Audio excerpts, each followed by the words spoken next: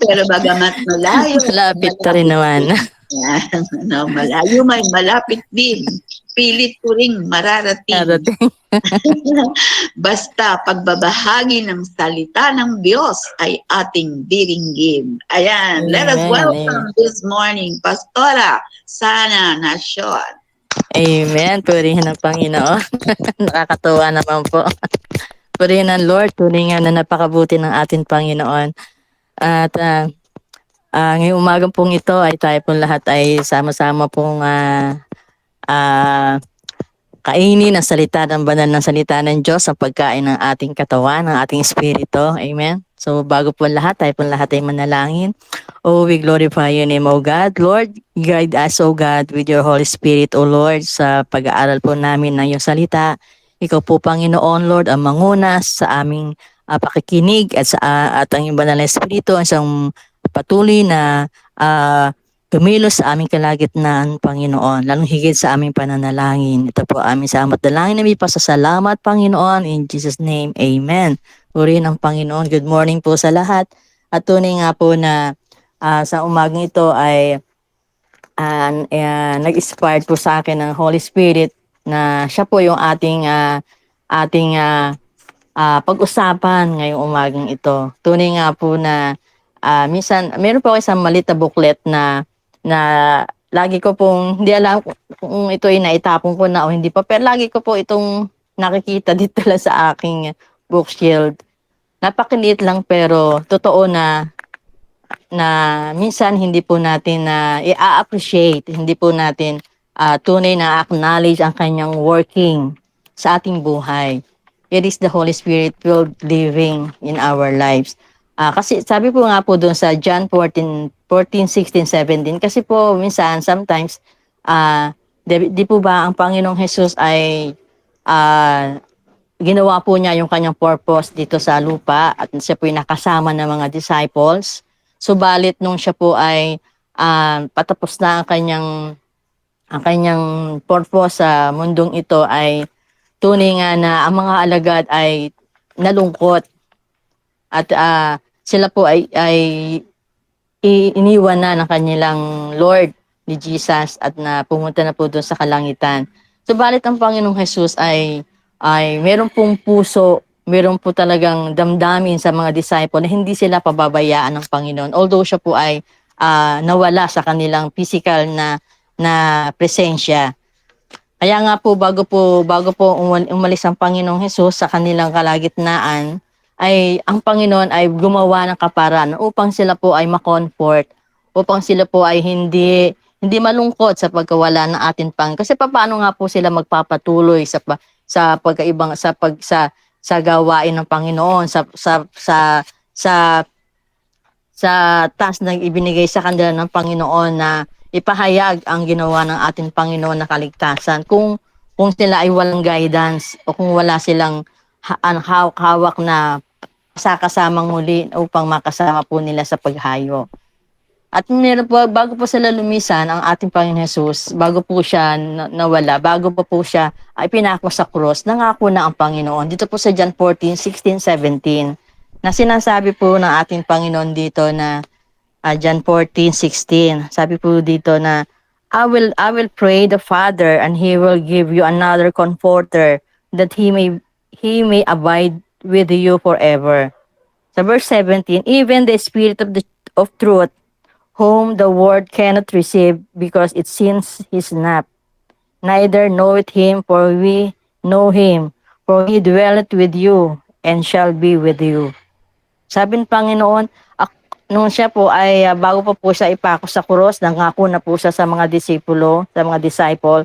Sabi po niya, at ako ay mananalangin sa Ama, sabi ng Panginoon, at kanilang ibibigay sa inyo ang ibang mga aliw, sabihin mga aliw, helper or comforter, upang siya nawa ay mananatiling kasama ninyo magpakailanman. So mga katuwid, ang espiritu ng katotohanan na ang sanlibutan na hindi natatanggap at hindi nila nakikita nito. Ni nakikilala siya, datapwat nakikilala ninyo siya sapagkat siya ay nananahan sa inyo at sa inyo. minsan sa buhay po natin, hindi po natin masyadong na-appreciate na ito ba ay gawa ng, 'di ba alam po natin na meron pong ang banal na espiritu po ay isa person. Amen. Siya po ay persona na minsan hindi po natin ito na-acknowledge sa ating buhay kasi nga po ay ay hindi po natin lalo na po pag bago mga Christian pa, hindi po natin na-acknowledge na it is the Holy Spirit who working with us. Di po ba? Sometimes ano na po natin, na-appreciate na po natin is the Holy Spirit who working with us kapag yung talagang mature Christian na tayo. Pero yung sa mga baguhan pa lang Christian, parang mababaw pa sa kanila na ang galaw ng banal na espiritu. Palit po sa ating mga mananampalataya na talaga at mga malalim na sa Panginoon. Dapat alam po natin na ang galaw ng banal na espiritu sa buhay po natin. Dahil ibinigay po yung banal na espiritu sa atin bilang patnubay o helper. Kaya po sa panahon po natin ngayon, meron pong comforter na ibinigay ang Panginoon sa atin, ang banal na espiritu upang makasama po natin at hindi po tayo manatiling mahina. Ang banal na espiritu, sabi po doon sa Romans 8:26, ay tinutulungan tayo ng banal na espiritu sa ating mga kahinaan. At pagka minsan po as a Christian, nanghihina po tayo, meron po tayong kahinaan sa ating buhay, habang tayo ay naglilingkod sa Panginoon, naroon po ang Holy Spirit. Siya po yung nagko-comfort sa atin. Di ba minsan po kahit po walang kapatiran na tayo nga nakakasama lagi, subalit pag po tayo nanalangin sa Panginoon at by the guidance of the Holy Spirit, yun po yung nagbibigay sa atin ng comfort. Sapagkat ito yung the promise ng Panginoon po ito po sa atin na lumayo man ang Panginoon, na wala man ang Panginoon Jesus sa presensya ng mga disciples sa atin, na wala man ang Panginoon, na hindi man natin siya physically nakikita na nakikita sa ating buhay, pero ang banal na espiritu siya nagpapatotoo na siya ay nariyan. Siya nagpapatotoo na ang Panginoon ay nasa ating side. Ang Panginoon ay willing to help us in our weaknesses, for we do not know how to pray. We should as we should, but the Spirit of the Lord intercede for us. Yung banal na espiritu ng Panginoon, siyang tumutulong sa atin upang manalangin. Amen? Sabi nga po doon, dapat ang espiritu mismo ang gumagawa ng pamamagitan para sa atin na may mga pagdaing na hindi babigkas. Amen. Kaya nga po sometimes we are praying na hindi natin alam how to pray.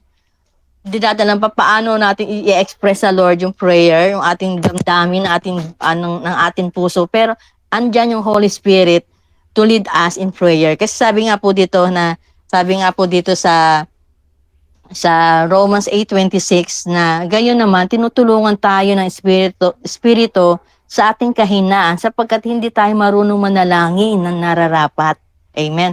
So, ibig sabihin po, hindi po tayo talaga kaya kung ibinigay ng Panginoon yung Holy Spirit, ang gabay sa atin, iniwan sa atin ang banal na espiritu upang tayo gabayan sa ating pananalangin. Kaya't ang espiritu ang mamamagitan sa atin at dumarating sa paraang hindi natin kayang sambitin. Amen. So, mayroong mga panalangin na hindi natin ma-express sa Lord ito yung how to express our deepest yung feeling sa Panginoon, yung prayer pero ang banal na espiritu ay siya nagtuturo sa atin ng tamang pamamaraan, tamang way ng panalangin. Sometimes hindi natin maintindihan. Kahit totoo po yun, nang naranasan po natin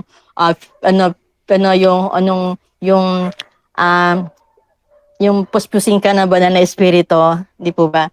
Kasi nung bago pa akong Christian, yun po talaga ang desire ko na yung ma-feel ko talaga yung baptism of the Holy Spirit. Yan. At napakasarap yung baptism of the Holy. Yan pong isang evidence that sabi nga ng Panginoon, once na tinanggap mo ang Panginoon, tinanggap mo na rin yung banal na espiritu sa buhay mo.